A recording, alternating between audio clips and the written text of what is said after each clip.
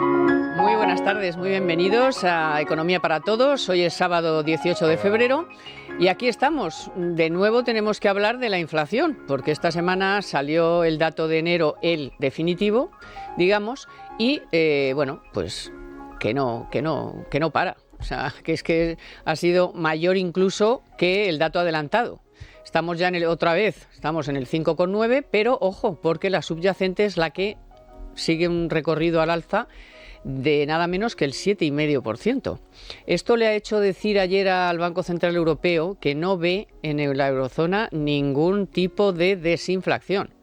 Esto quiere decir que van a seguir subiendo los tipos de interés y además ha advertido a los gobiernos de que más les vale eliminar todos los planes pues estos de ayudas, ¿no? Que se supone que se han tomado para bajar la inflación y resulta que lo que están haciendo es pues cargar la inflación, y entonces les ha dicho, oiga, dejen ya de subvencionar planes y historias, porque va a ser o eso o más Euribor, más tipos de interés, más familias que lo van a pasar mal con la subida del Euribor, que a este paso pues ya dentro de nada estará en el 4%. Bueno, pues este tema tiene muchas derivadas, porque lógicamente los de Podemos, que como no tienen nada que hacer y como dice Carlos Cuesta, están con él ahí, con el Cheminova practicando y ensayando cositas y pasándoselo bomba como si estuvieran en la guardería, pero no, señoras y señores, que también hay señores. Con esto no se juega. O sea, lo que no se puede decir es un día vamos a limitar los precios, otro día vamos a bonificar los precios, otro día qué precios, qué productos, qué cesta, de qué nos están hablando, no nos distraigan. Ustedes han recaudado casi 40.000 millones extra. Pues lo que tienen que hacer es deflactar la tarifa del IRPF, no machacarnos a impuestos, olvidarse del impuesto al plástico, dejar de subir las cotizaciones, y dejar a la gente un poco de libertad y de dinerito para hacer frente no a gastos extraordinarios, sino, oiga, no, es que el gas, la luz, el teléfono, que también ha subido, la hipoteca, la cesta de la compra, y ya no hablamos de cestas de la compra, de frescos, estamos hablando de poder comprar, como está haciendo la gente, congelados, productos congelados, algo de huevos, unos huevos que por supuesto no sean ecológicos ni nada de eso que dicen ustedes que tenemos que comer, no sé cómo. Y segundo tema muy importante y que a mí me ha dejado alucinada, o sea, el lunes viene la señora Hohlmeier alemana en jarras para que le explique el gobierno de España y tomar información de otros lugares de qué está haciendo España con el dinero de los fondos europeos, y va ayer la Comisión Europea y de momento preliminarmente dice que le da otros 6.000 millones, porque eso sí, está convencido de que ha resuelto el asunto de el control y la transparencia y la eficacia y no sé qué. Yo, de verdad, o sea, luego, claro, mucha gente desconfía de Europa, dice, esto es unos funcionarios, no sé qué, pues claro, pues si el Parlamento Europeo hace una cosa, además la que se encarga de la pasta, y el Consejo Europeo, porque va allí Calviño o quien sea, o Sánchez, o las llamadas o tal, dice, no, venga, te vamos a dar más dinero, pues la gente se queda alucinada, te hace sorianista, domingo sorianista, que no tiene ninguna esperanza y tiene toda la razón, porque vamos, que ayer nos van a dar más dinero cuando no sabemos, ellos mismos no saben qué hacemos con el dinero, en fin. Empezamos. Bueno, y hoy me acompaña María Vega, todo un lujo, ¿qué tal? Y el profesor Raga, que luego los tuiteros se alegran mucho cuando viene. Eso es, me cuestan mi dinero, ¿eh? Yo te los mando, o sea que no te engaño, ¿eh? Sí, yo te los mando, así que no te engaño. Porque siempre nos da ese toque de, pues eso, de un catedrático que sabe de lo que habla y que tiene mucha experiencia, ¿eh? Al menos se supone que se sabe de lo que habla. Se supone. Sí, hombre, sí. Bueno, ¿y por qué hablamos primero? Podríamos hablar primero de los fondos europeos, pero es que a mí me parece que a la gente le preocupa muchísimo la inflación, porque seguimos como estamos, con la cesta de la compra que no baja ni aun bajando el IVA o eliminando el IVA de algunos productos, y pues de momento no se les ocurre nada. O sea, lo de los 200 euros ha empezado, como quien dice, ayer, y bueno, ha empezado el que haya podido entrar en la página, el que cumpla no sé cuántos 800 requisitos, y te dan 200 euros, que a saber cuándo te los ingresan, y mientras tanto se supone que es para la cesta de la compra, pero claro, como la cesta de la compra lleva subiendo un año, cuando te den los 200 euros, pues en fin, no sé, que no tienen ninguna idea, porque lo que están es atesorando toda la recaudación para supongo que para las elecciones o para algo, ¿no? Claro, es que no, claro, es que la inflación es acumulativa, o sea, no empezó a subir en marzo del 21. O sea que ya en marzo del 23, sobre todo ya en abril, que es cuando se empezó a ver esa tendencia más al alza, porque todo esto lleva un recorrido, pues llevaremos 2 años de inflación y se va acumulando la subida de precios. Entonces, los salarios no han crecido en la misma proporción, como por otra parte debe ser, para frenar la propia inflación. Y al final, bueno, es que precisamente este esfuerzo salarial demuestra lo que hay que hacer, y son esfuerzos en el sentido de que, y es lo que está diciendo también el Banco Central Europeo, hay que consumir menos energía porque no puedes combatir la inflación con más gasto público porque generas más inflación. O sea, es que no se están aplicando las recetas que hay que aplicar porque realmente son impopulares, ¿no? Había un banquero de la Reserva Federal, Volcker, que decía que la inflación es como la pasta de dientes, que sale muy rápido del tubo, pero luego cuesta mucho meterla. Y esto pues va a requerir sacrificios. Lo estamos viendo en el Euribor. La política monetaria del BCE no está teniendo el efecto que se esperaba, como por otra parte es lógico, porque con todos los estímulos que hay todavía inyectados en la economía, pues bueno, hasta que todo esto vaya drenando, puede pasar una década. Ya, pero por ejemplo, todo el dinero, profesor, todo el dinero que se han gastado en por ejemplo, la ayuda al carburante, la ayuda al tal, ¿no? Que igual tiene más impacto mediático y popular que a lo mejor haber deflactado la tarifa del IRPF. Para gastarte más o menos lo mismo, es menos inflacionista bajar el IRPF, que llevas 4 años sin hacerlo, en la proporción de la inflación o de algo menos, que empezar a subvencionar la gasolina, subvencionar los alimentos, subvencionar no sé qué, vamos, creo, no sé si económicamente es una burrada. Pues eso es de primer año, digamos, ¿no? Es decir, cualquier ayuda al consumo, dado que la parte de la producción está hermética y disminuyendo porque cierran empresas, porque hay volumen de paro. Entonces, ¿cómo resuelves el problema de una demanda que está presionando en un mercado cuya oferta está disminuyendo? Solo hay 2 posibilidades: que suban los precios para seleccionar parte de la demanda, el que esté dispuesto a pagar más. La otra posibilidad es a tiros. Sí, también, ¿por qué no? Y elimines gente demandantes y por lo tanto disminuirá la presión demandante. Es que es increíble, es que no me gusta manejar datos, pero es que uno se puede poner como quiera.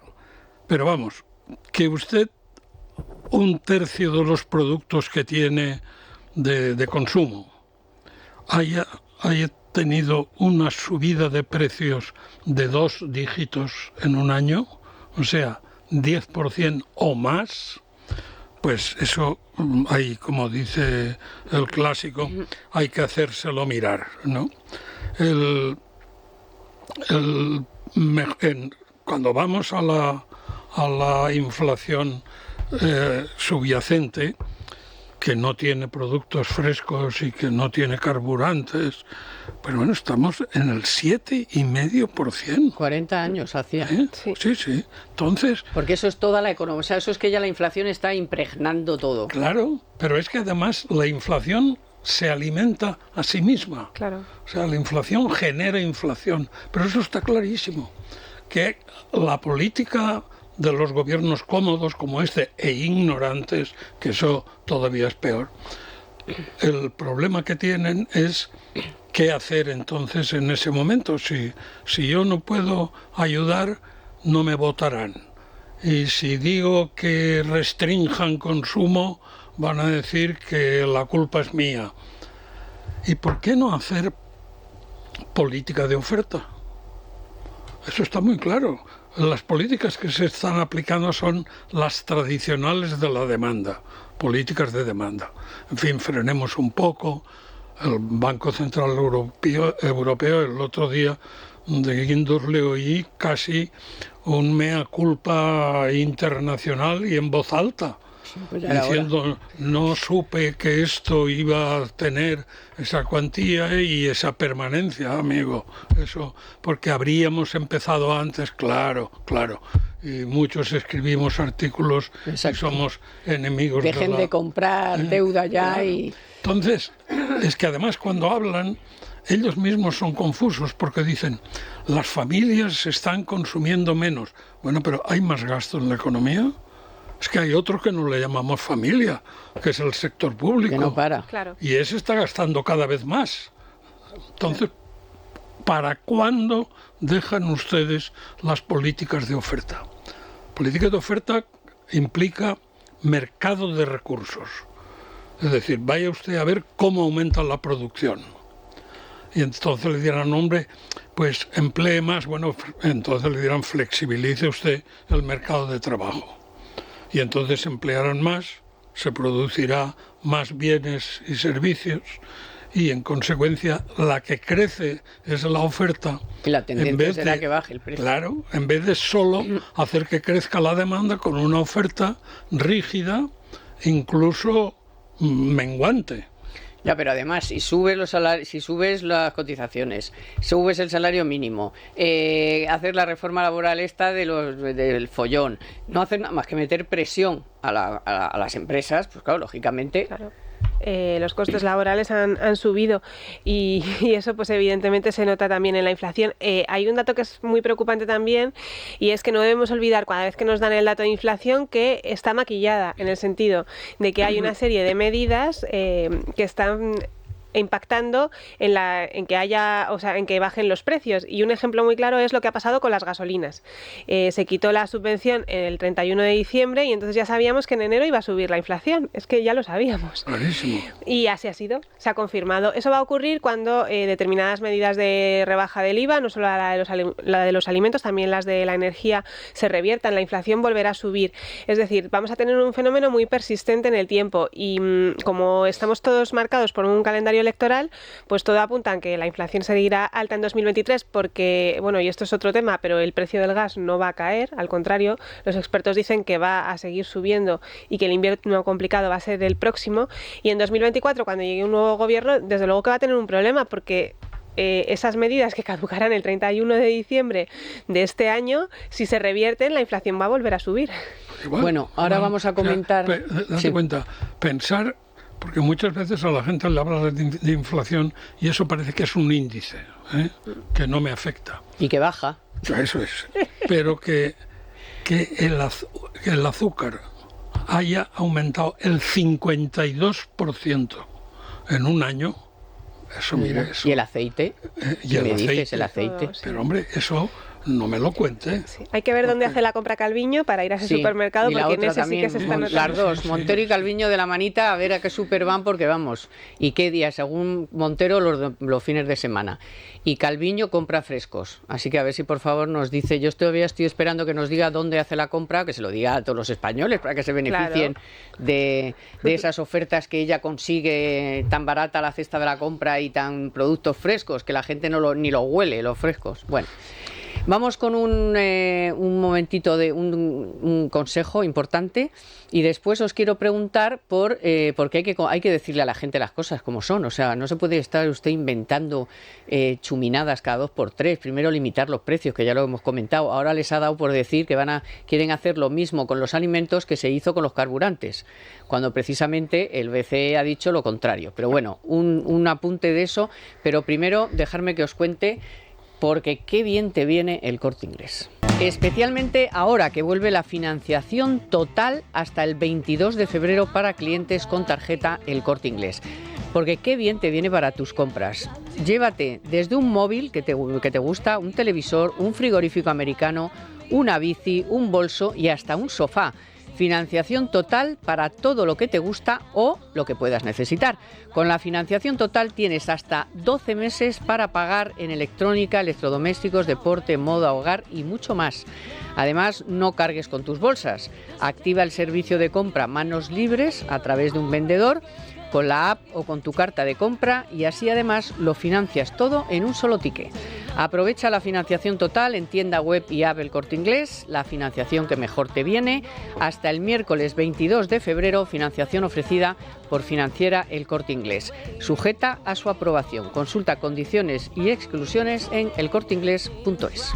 Bueno, primero fue la cestita de Caperucita Díaz, luego el límite a los precios y ahora se han inventado lo de subvencionar en un 14% los precios, o sea, prácticamente lo mismo que con la gasolina. Pero claro, dices, pero aparte de la burrada que es, que ya te están diciendo además que es una burrada, que ahora ya no sigas haciendo eso, es que además, como narices haces tú un descuento en un supermercado y a qué productos, o sea, a todo el mundo otra vez. O sea, no sé. Pues en algún tiempo era solo a los vulnerables. Tenías que ir con certificado de vulnerabilidad. Bueno, a ver cómo haces un supermercado, ¿eh?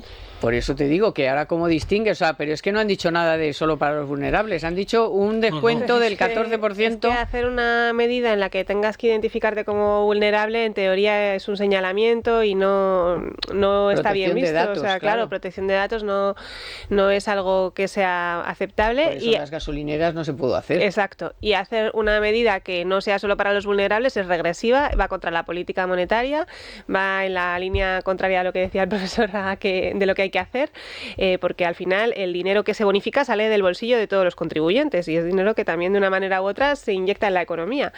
Es que no hay recetas fáciles, entonces como tenemos un gobierno y un sector en concreto que es excesivamente populista, ¿no? Como es el de Unidas Podemos, pues con este tipo de recetas pues quieren hacer llegar un mensaje de que hay solución, de que ellos trabajan, de que ellos piensan y que están intentando revertir la situación y que la inflación viene de la nada, en lugar de asumir responsabilidades y poner sobre la mesa pues recetas un poco más eficaces, pero que a lo mejor no sean tan electoralistas, ¿no? ¿Y sería eficaz la deflactación de la tarifa o estaríamos también hablando de...? Eso, hombre, la deflactación tendría más efecto sobre equidad que sobre la inflación en sí, porque deflactar implica que tu renta neta será superior cuando la hayas deflactado que cuando pagabas el impuesto íntegro a la cuota del año, ¿no? En consecuencia, yo tampoco estaría muy por la labor, simplemente por razón de equidad. Es decir, usted es incapaz de gobernar a precios estables, pues si suben los precios, baje usted el tipo tributario para seguir yo con el mismo esfuerzo. Pero esto es como predicar en el desierto sobre lo bueno que es el jamón de guijuelo. Vamos, ¿qué quieres que te diga? ¿No? Pero es que estabas hablando de medidas contradictorias. Ahora están pretendiendo bonificar el consumo de carne que nos había prohibido el señor Garzón, porque es que era malo para la salud y nos íbamos a morir a poco que tomásemos un solomillo. Y ahora el gobierno dice que va a bonificar aquello que prohibía, pero si es que no saben dónde están. No saben. Solo saben recaudar, eso sí lo saben, Eso sí, almacenar eso sí. Dinero en la cuenta Eso de sí. Hacienda Pública, sí. Bueno, vamos con el segundo tema del día, que es como les he dicho al principio, o sea, algo increíble. O sea, el lunes viene aquí una señora que se llama Hohlmeier, que es alemana, que es dura, porque la hemos oído hablar muy duramente y además citando a España en varias ocasiones, preguntándonos dónde está el dinero, que es muy fuerte, ¿eh? O sea, el lunes viene con una comisión que va a hablar con gente del gobierno, con empresarios, con comunidades autónomas, que se ha peleado que Calviño ha sido una absoluta indiscreta, le mandó una carta y cogió le iba a mandar una carta y primero se la mandó a los medios de comunicación antes que la señora Hohlmeier la pudiera leer. Bueno, después la Hohlmeier le ha contestado, total, que han tenido ahí una bronca del demonio. Bueno, pues en medio de esa bronca y de esos nervios que lógicamente han demostrado con que venga una comisión a ver qué narices estamos haciendo con el dinero de los fondos europeos, porque todo el mundo sabe que nadie sabe dónde está el dinero, ni a nadie le llega un duro. Los que han comprado los paneles solares y los han puesto hicieron 8.000 papeles y todavía no han recibido ni un duro. O sea, bueno, pues resulta que el viernes, o sea, ayer, el lunes viene de la comisión la señora esta, el viernes Bruselas, o sea, la Comisión Europea aprobó, primero provisionalmente, pero aprobó otro anticipo de 6.000 millones de euros porque dice exactamente que hemos cumplido con el sistema informático de auditoría y control, que es lo que viene a investigar la señora Hohlmeier. O sea, entonces, claro, ¿cómo vamos los ciudadanos a confiar en que si realmente lo estamos haciendo mal y el dinero no está llegando a la economía real, alguien ponga pie en pared? Pero resulta que lo quiere poner el Parlamento, pero la Comisión Europea va por libre. O sea, que dices, pero bueno, en Europa, ¿qué es lo que ahí qué pasa? ¿Qué es esto? Empezaremos muy pronto a no confiar en Europa. Claro, claro. Porque además se apunta siempre con el enemigo. Yo no sé la habilidad que tienen, ¿no? Ahora está con el programa para camiones diésel. Sí, bueno, luego vamos a hablar de lo de los coches, que esa es otra que tenemos pues, montada. Ya hablaremos entonces, pero usted no sabe por dónde va el mundo. O sea, usted son funcionarios, pero de manual, de primero. O sea, que hay que decir esto, pues lo decimos y repetimos todo. Y no habrá coches eléctricos a partir del año 35. Coches de combustión. Coches de combustión, perdón, a partir del año 35. Y cualquier experto dice, del año 35, todos eléctricos. ¿De qué siglo? Ni de broma, vamos, pero ni de broma. Y menos en España. Se repite, eso es, ahora ha pasado lo mismo en el Banco Mundial. El Banco Mundial ha pedido la dimisión al presidente porque está en contra de la tesis del cambio climático. Y como menudo órgano, como para que andarse con dudas, a este le nombró Trump y entonces ha dimitido porque considera que él no puede ser infiel a su propio criterio y que su propio criterio no es verdad lo del cambio climático. El clima cambia por siglos, pero no del trimestre que viene. No, pero si vamos a ver, si todos podemos estar de acuerdo en que, bueno, pues en que hay que cuidar la atmósfera, el medio ambiente y no sé qué. Pero eso estamos totalmente de acuerdo. Ahora, lo que no puede ser es empobrecer a la gente para una cosa que no sabemos pues, ni cuántos años tarda eso en funcionar. Que coste y quién es capaz de pagar eso. No, a costa de la gente, de empobrecernos, o sea, ya nos quedamos sin coche y además, digo yo, en el 35, pues a lo mejor ya no se lleva ni el eléctrico, ¿no? Bueno, o sea, lo a lo que mejor sí que los parece... coches vuelan, yo qué sé, o el hidrógeno, sale otra cosa, ¿no? Sí, que sí. Sí, o sea, yo sí que creo que hay que controlar las emisiones, pero creo que Europa en esto pues está muy sola en el mundo y de poco sirve que Europa haga un esfuerzo si no lo hace todo el planeta, con lo cual, porque las emisiones que quitas de un lado pues están apareciendo por otro sitio, ¿no? En concreto en Asia, pues claro.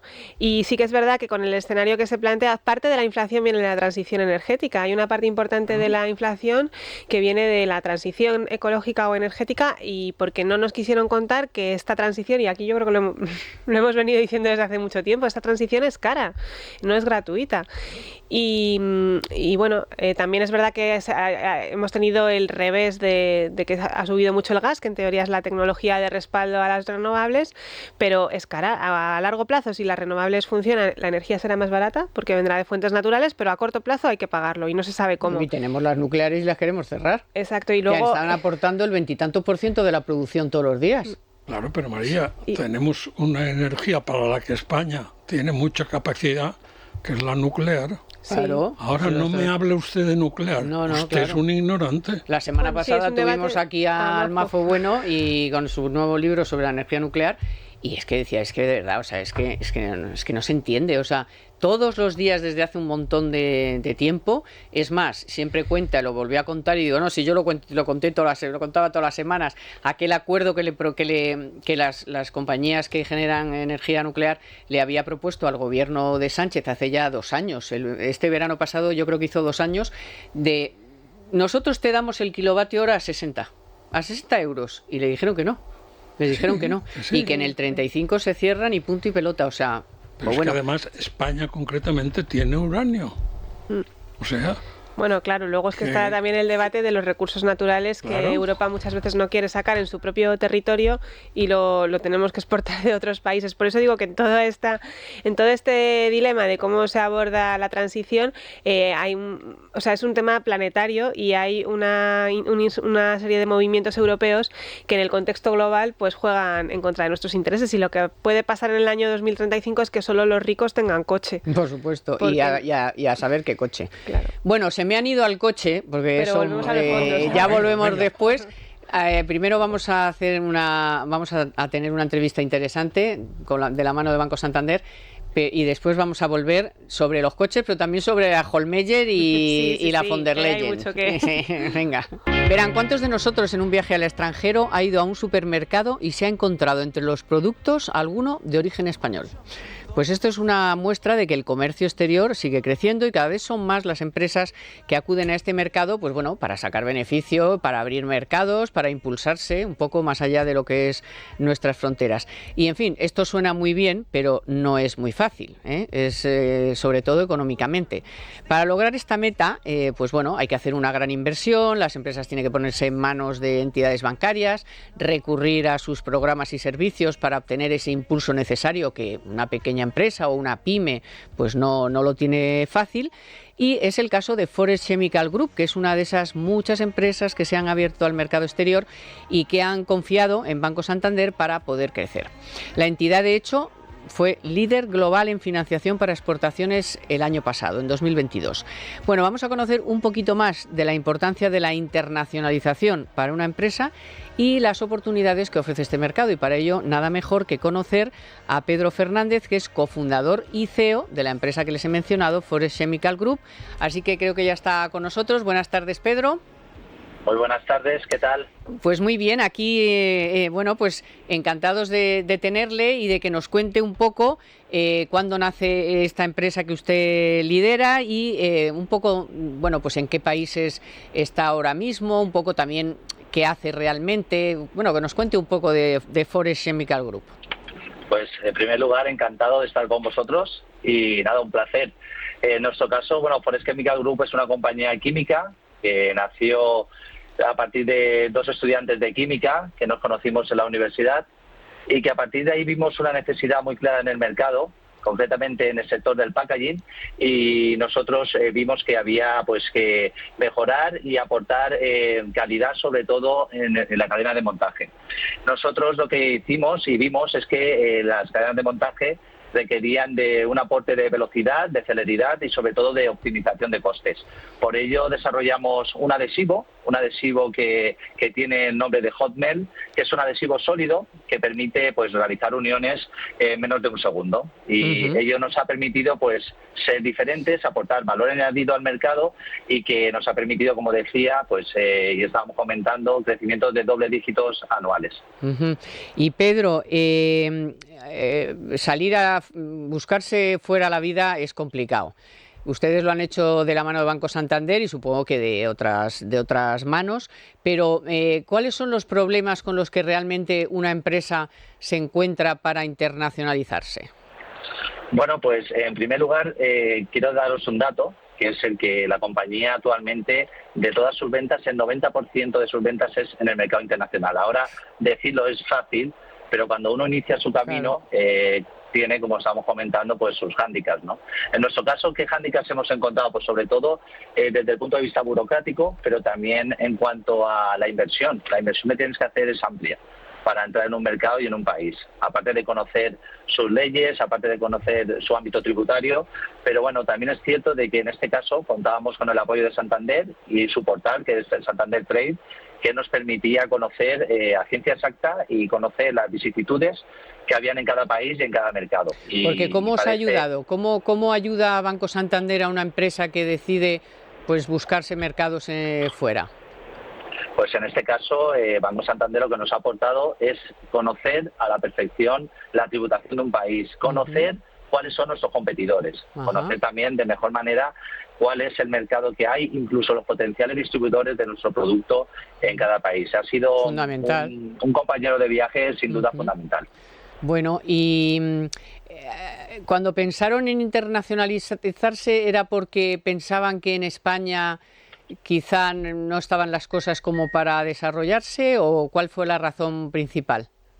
A ver, es cierto de que cuando una compañía quiere internacionalizarse requiere de mucha inversión, pero nosotros ya desde un inicio ya contemplamos la posibilidad de internacionalizarnos. A pesar de que, como comentas, España es un mercado que por supuestísimo es súper atractivo, consideramos en nuestra estrategia, en nuestro plan de negocio, que bueno, los potenciales riesgos que podíamos tener iban a ser mucho menores si nos lanzábamos al mercado internacional. Y así se ha demostrado año tras año que, a pesar de que no estás exento de esas dificultades, pero hemos acertado en esa estrategia.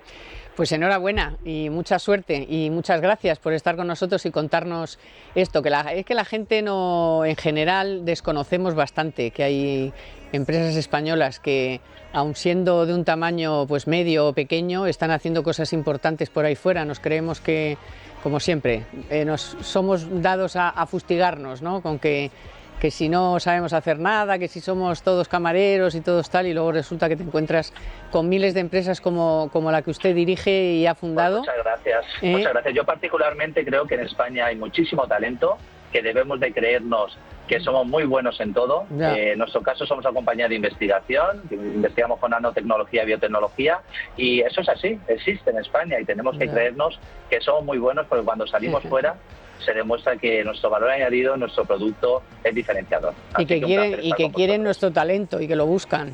Así que no el mío, digo en general. Bueno, muchísimas gracias y enhorabuena y suerte en el futuro. Muchísimas gracias, un saludo. Bueno, hay un asunto del que el gobierno no para de fardar, y es el empleo. Bueno, pues un informe de uso que ha cogido los últimos datos que se han conocido de afiliación a la Seguridad Social, y resulta que, tomando como referencia el último día del mes de enero, el incremento anual de la afiliación ha sido de un 3,4%. La modalidad de fijos discontinuos, la que ha tenido un mayor incremento, nada menos que un 111,2%, que es 33 veces más que el incremento anual.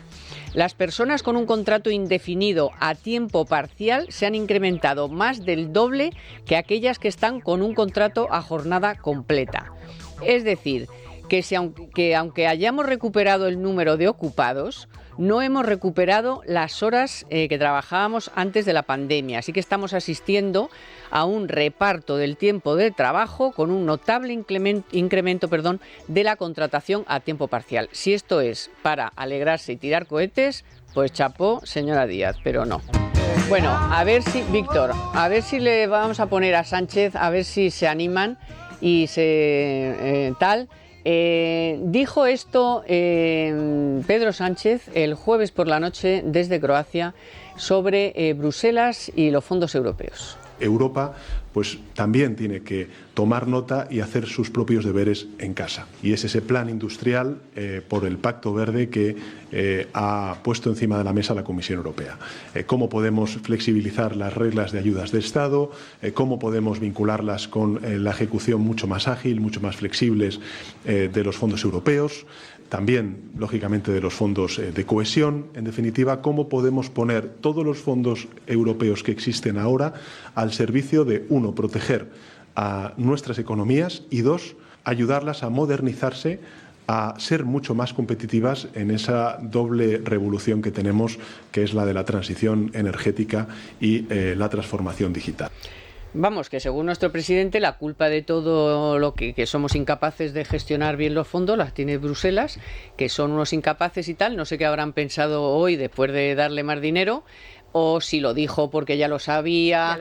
O por eso, o sea, que está en este juego de voy a decir esto, que la culpa la tiene otro y tal, voy a quedar fenomenal, porque nosotros no hacemos nada. Esto es Bruselas, que no es flexible, que no es tal. Esto, vamos, las ayudas de Estado, pero en vez de pensar en ayudas a las empresas, ¿por qué no piensa usted en que puedan vivir, en que puedan abandonar la democracia, la seguridad jurídica? ¿Por qué no piensa? Siempre está con las ayudas.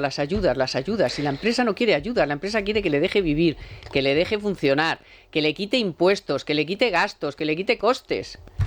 ¿no? El corte que has puesto muestra claramente el subconsciente de Sánchez, lo cual es difícil combatirlo. Sí, porque lo llevas dentro y después tú ves las consecuencias del subconsciente, pero no ves el subconsciente, ahí es donde está el problema. Entonces, hablaba de verde. Lo más verde es el conocimiento de Sánchez sobre los problemas. O sea, no da una, Eso es sí que es no verde. da una, pero se denuncia él mismo por eso, por su subconsciente. Date cuenta que ha dicho 6 palabras, de las cuales una es proteger, ya empezamos mal. O deseamos tener empresas que compitan o empresas a las que se les proteja. Porque claro, el proteger es una palabra que está vedada en los sistemas libres de economía. Pues no, señor. Sánchez, como digo, el subconsciente le saca la protección. ¿Por qué? Porque a quien protege seguramente le votará, aunque sea protegerle para morir, pero acabará votándole, porque, hombre, me ha protegido, ¿no? Bueno, el otro, vamos a verlo eso. Ayudar.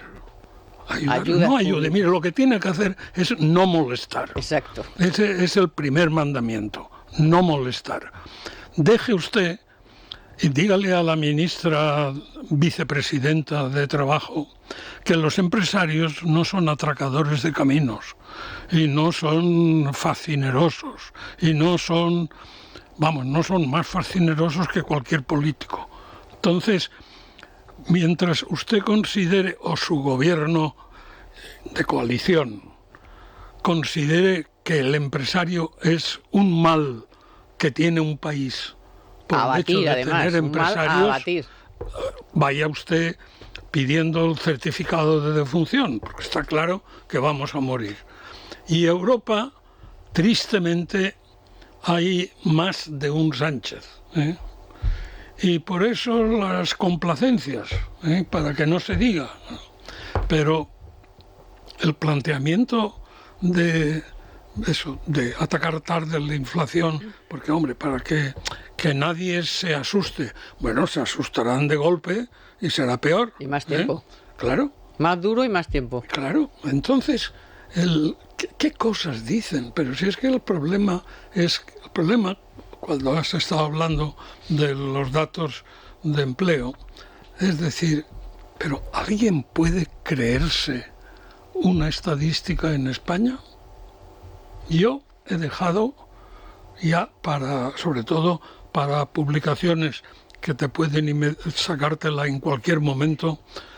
Ya, pero Raga, aunque no te lo creas, esto es de sus propios datos. O sea, si de sus propios datos oficiales eso. se deduce que esto es un desastre, imagínate cómo será la realidad. Por eso. Porque esto está maquillado. O sea, esto está maquillado en el sentido de que pues no cuentan a parados los indefinidos, no hablan de las horas trabajadas, no hablan de la productividad, no hablan de nada. O sea, esto es un mercado laboral parcial de gente, como nos dicen muchos, que en este mes llevo ya 4 contratos.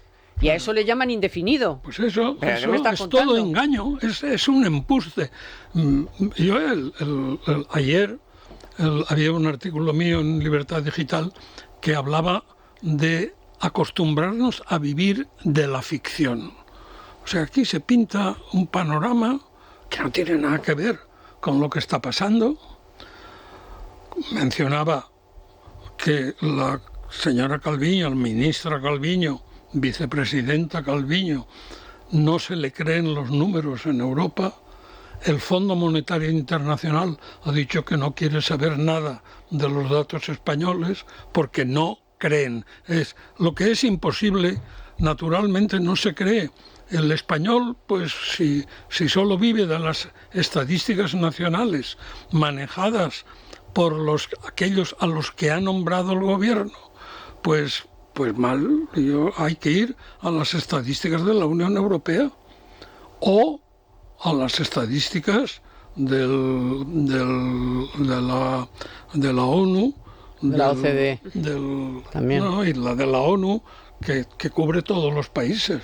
Entonces, ahí nos creeremos algo, pero de lo que diga Sánchez, Ya. de lo que diga la ministra Mire, en absoluto. Bueno, a ti, María, que todo este lío de Sánchez por un lado diciendo que Bruselas es la culpable, sí. Calviño que se pelea con Hohlmeier antes de que venga, el lunes viene Hohlmeier, en fin, sí. que esto es que nadie entiende nada de lo que está pasando aquí. A ver, enlazando un poco con lo que dice el profesor, es verdad que vivimos en la era del relato, en la que, bueno, pues di las cosas y algo quedará, y lo hemos visto con la inflación que decía Sánchez, no, hay que mirar el dato intermensual, ¿no? Ya, o sea, cogemos los datos como queremos, y esto también pasa con los fondos europeos. Hay dos relatos, ¿no? Uno que es, bueno, no dos relatos, están los datos, pero como no hay transparencia sobre los datos, pues a partir de ahí podemos establecer los relatos que queramos. Y entonces hay un relato pues que dice que sí, que los fondos están llegando a la economía, que es el que sostendría el gobierno, y hay otro en el que se generan dudas. Entonces, la visita que vamos a tener la semana que viene del Parlamento Europeo es una visita de control presupuestario, y yo lo veo muy buena noticia. O sea, tenemos por un lado la Comisión Europea y por otro lado el Parlamento Europeo.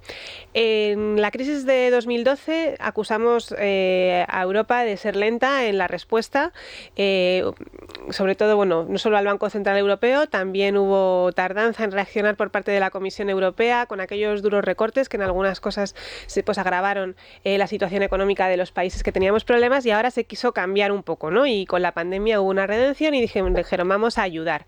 Entonces, eso no significa ayudar sin control. Eso significa que yo te agilizo las ayudas, yo te entrego el dinero, pero luego lo voy a controlar. Y entonces el dinero que nos vienen a controlar la semana que viene es el que nos han entregado en 2021. Lo digo un poco para poner orden, porque son muchos datos. Ahora Bruselas nos va a dar otros 6.000 millones, pero eso todavía no nos lo controlan, nos lo controlarán más adelante. Un momento, bueno, nos lo darán en marzo, si nos lo dan en marzo. Nos lo dan ahora, pero el control presupuestario de la señora Hohlmeier, que está haciendo su trabajo, pues viene después. Y es ahí pues donde, pues evidentemente, suspendemos. ¿Tienes fe en que sirva para algo? Es que yo creo que esto no es un tema de España y el Parlamento Europeo así en frío. Es que detrás del Parlamento Europeo están todos los europeos que han puesto su dinero, porque son contribuyentes, para que los países se recuperen de la pandemia. Y hay dos países grandes beneficiados, que son España e Italia.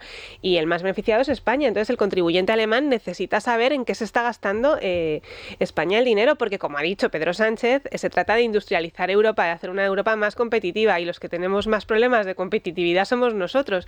O sea, eso no es un dinero... Pero con ayudas públicas. Con ayudas públicas, sí, bueno, sí, es que claro, como estamos, pues se mezcla todo, pero yo lo que creo es que tiene que haber un control, y a eso viene el Parlamento Europeo. Otra cosa es la imagen que vayamos a dar como país, que vaya a ser nefasta, porque para empezar, ¿dónde está Reyes Maroto? La ministra de Industria. Apartado. Claro, es la ministra de Industria que se ha encargado de los PERTE y que ha desaparecido de escena. Hay quien dice que, pues eso, que con una salida elegante hacia otro proceso electoral, pero para ir a la alcaldía, pero con tal de que se fuera del ministerio, ¿no? Porque no estaba funcionando el tema de los PERTE, que es fundamental. Bueno, y luego se fue, que no hay forma de que Hohlmeier tenga claro que va a poder ver a la que dimitió, a Rocío Frutos, que se supone que era la que se encargaba del control de todo esto de los fondos, y que dimitió y nunca y adiós, y no se sabe por qué, pues quiere saber por qué se fue, y qué pasaba ahí. Claro, se va a ver con los empresarios, con la COE, que tienen un equipo, una oficina de proyectos europeos, que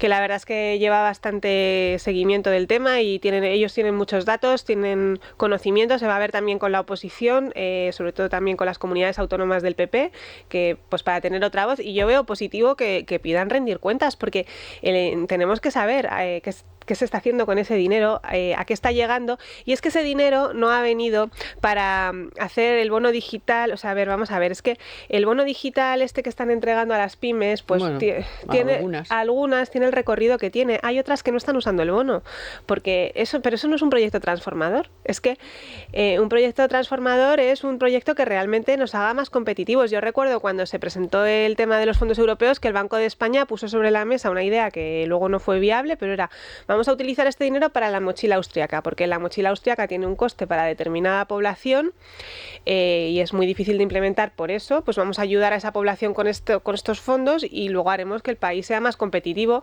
porque tendremos otro modelo laboral y demás, y eso era la idea de los fondos europeos, hacer cosas así, no estar entregando ayuditas. Evidentemente ese dinero de alguna manera sí que estará llegando. O sea, yo creo que de hecho, parte del crecimiento que tenemos es de los fondos europeos. O sea, aparte de toda la burbuja hasta que vemos que no sabemos de dónde viene, y la señora Hohlmeier viene a decir, oiga, enséñeme usted, porque claro, el dinero es para hacer algo con sentido. Así que yo soy optimista. Me sorprende que nos hayan dado con estas buenas formas los otros 6.000 millones. Eso sí que me sorprende, porque ha habido, bueno, no está... Además, 48, hacerlo público 48 horas antes Exacto. de que venga esta señora a husmear Sí, a ver qué está pasando. Eso yo lo achaco a que son burócratas y tienen sus Menuda, calendarios ya. y... A ver qué pasa después, ¿eh? Bueno, ahora van a hablar los... La alemana, además si habla en alemán, suena mejor a la hora de las broncas. Suena Rottenmeier. Suena mucho mejor. Suena Rottenmeier. Suena mucho sí, mejor. Pero bueno, luego nos en harán alemán. control de esos 6.000 millones. A mí sí que me sorprende que nos los hayan dado porque tenemos las pensiones coleando y eso sí que es transformador. Eso sí que es una factura para futuras generaciones. Pues se supone que en la nota que yo he leído que lo de las pensiones es para el próximo. Sí. Que esta era la del control y mira, lo tengo que leer porque es que como no me lo creo, auditoría y control. Sí, porque teníamos hasta diciembre. Es que este examen pidió el gobierno español 2 meses más el año pasado porque hubo un retraso. Pues eso, que no tenían esto. Y que como dijo, el COFI, la plataforma de auditoría. Claro, que como dijo el presidente de Galicia en otra emisora, que me parece que ya lo he contado aquí, lo hacían a papel y lápiz, Con porque el no Excel. estaba el control Sí. lo hacían en un Excel.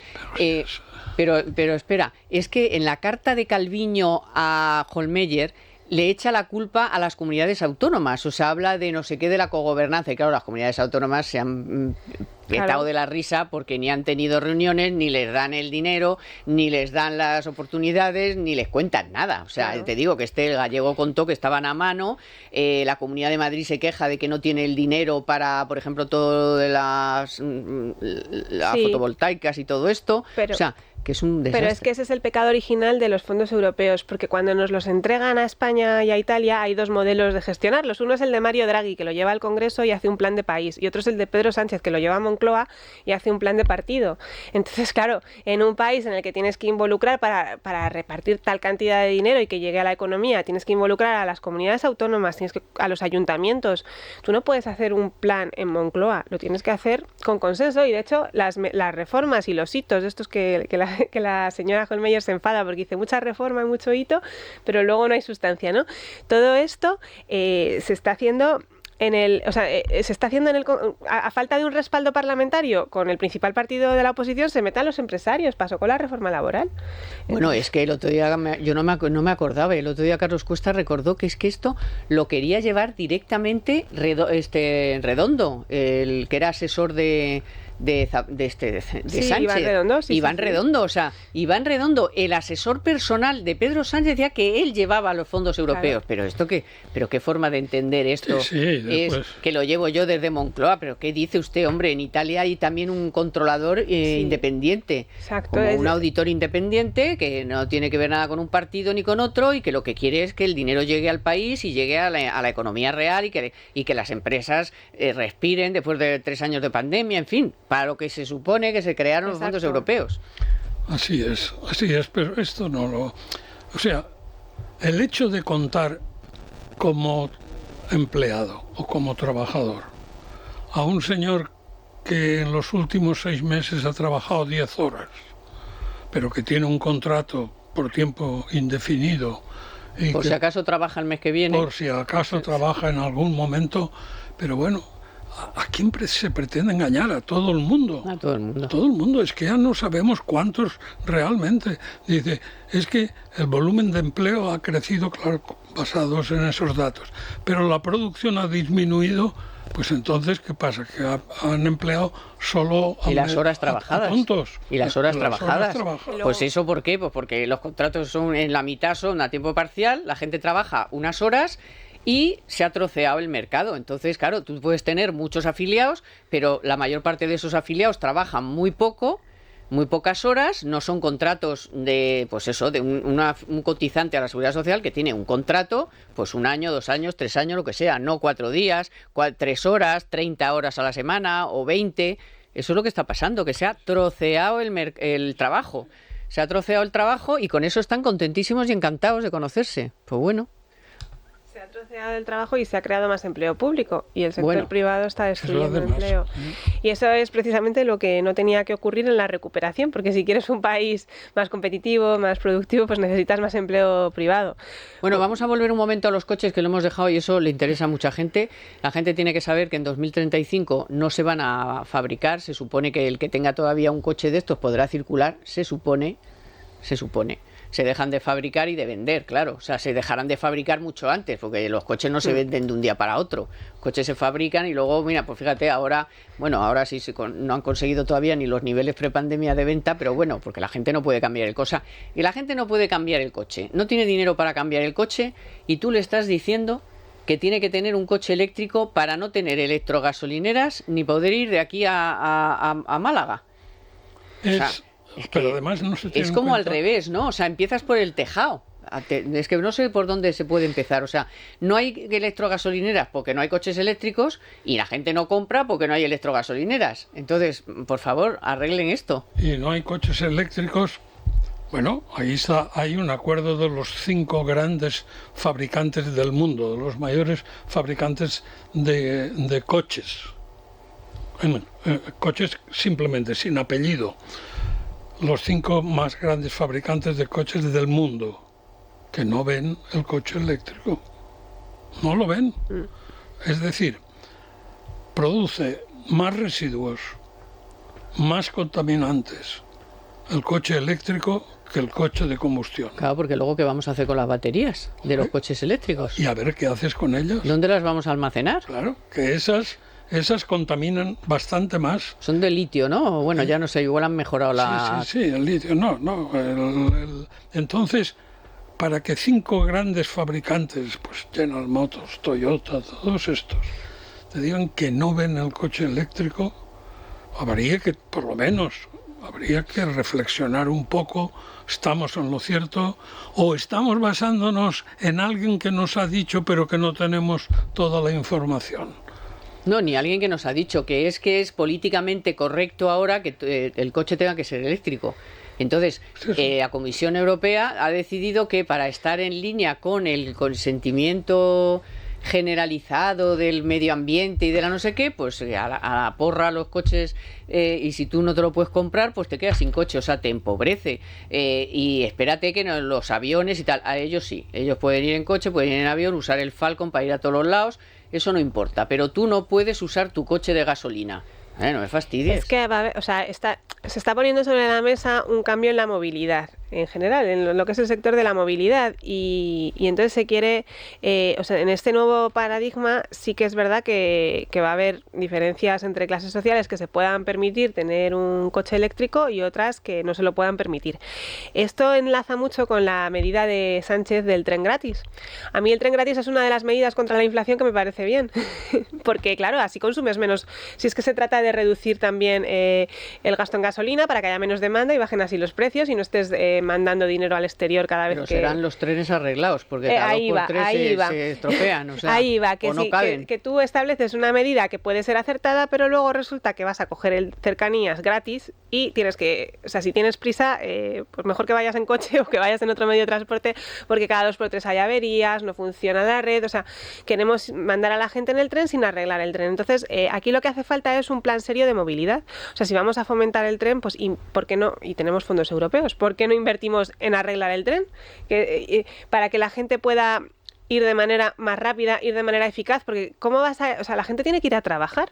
Tú no puedes ir a trabajar. Tú entras a las 9... Bueno, en patinete volador todavía no. Claro, no. Tú entras a las 9, pues si vas en tren tienes que estar en la estación, imagínate, a las 8:15, pero claro, si el tren un día sí y 3 no está roto, pues llegas tarde a trabajar y a lo mejor te despiden. Entonces... O bien no cabe por los túneles. Esa es otra. Esto es de chiste. Es de chiste. Se lo cuentas a un alemán esto y no lo puede creer. Pues el Banco Europeo de Inversiones había puesto ahí 150 millones. Que son primos hermanos. Y por eso te digo, o sea, que es que ya están todos implicados. De la estructura internacional hay que dudar siempre. Sí. Siempre.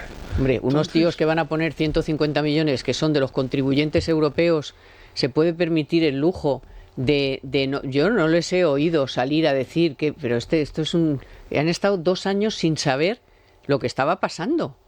O sea, oiga, que usted va a financiar la mitad de esa inversión. Y no es su dinero, o sea, es dinero de los contribuyentes europeos, porque el Banco Europeo de Inversiones es lo mismo, es nuestro dinero de todos los impuestos y de todo lo que tenemos que pagar.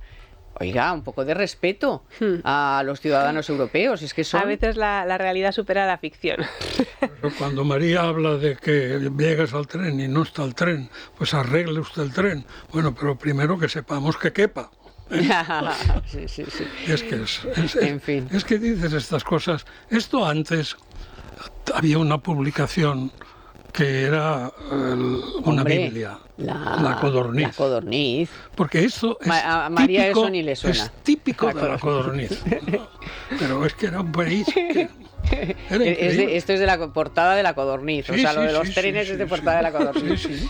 Bueno, muchas gracias, Bueno, María. muchas gracias. Buen fin de semana, también, profesor. Igualmente. Por favor, muchas Gracias. gracias. Muchas Víctor gracias. San Román a los mandos técnicos, Naya Pertusa en la producción. Gracias también, compañeros de Libertad Digital Televisión. Ya saben que ahora pueden ver el programa enseguida en nuestra televisión, en Libertad Digital Televisión, y que volvemos el próximo sábado. Que tengan un buen fin de semana, que disfruten, que además va a hacer muy buen tiempo, tanto hoy, que hace muy buen tiempo, como mañana. Así que ahí lo dejo.